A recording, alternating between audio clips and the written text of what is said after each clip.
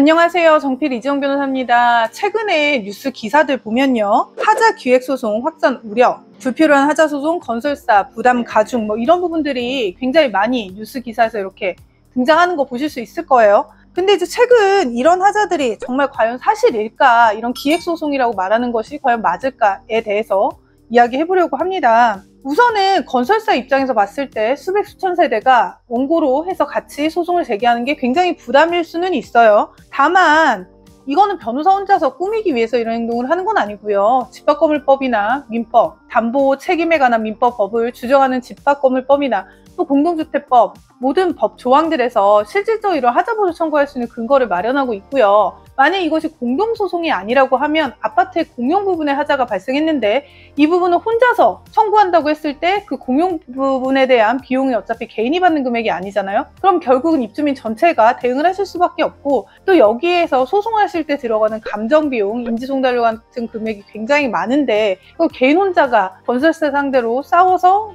받아낸다는 건 굉장히 어려운 부분이잖아요. 그래서 결국은 공동소송의 필요는 굉장히 있습니다. 그래서 이 부분들 기획소송이라는 프레임으로 가볍게 볼 문제는 전혀 아니고요. 그렇다면 왜 굳이 건설사가 기획소송이라는 프레임을 통해서 이렇게 처리를 하는 걸까요? 우선 하자소송의 본질을 가리고 이 부분의 책임을 원고에게 전가하는 걸로 보여요. 왜냐하면 본인들이 건물을 제대로 지었다고 하면 이 하자가 발생하지 않았을 거잖아요. 근데 단순히 이거를 제대로 고치고 제대로 보수해주고 AS 요청을 했을 때 제대로 AS가 안 돼서 그에 대한 불만이 누적돼서 저희 같은 법인에 찾아오는 입주민들이 너무나 많은데, 마치 본인들이 이런 AS 책임 제대로 해주지 않으면서 심지어 2년, 3년차 눈에 보이는 하자에 대해서도 AS를 제대로 해주지 않는데 눈에 보이지 않는 미시공, 오시공에 대해서 과연 얼마만큼 하자를 처리해주고 그에 대한 대체 공사를 해줄지는 의문이고요.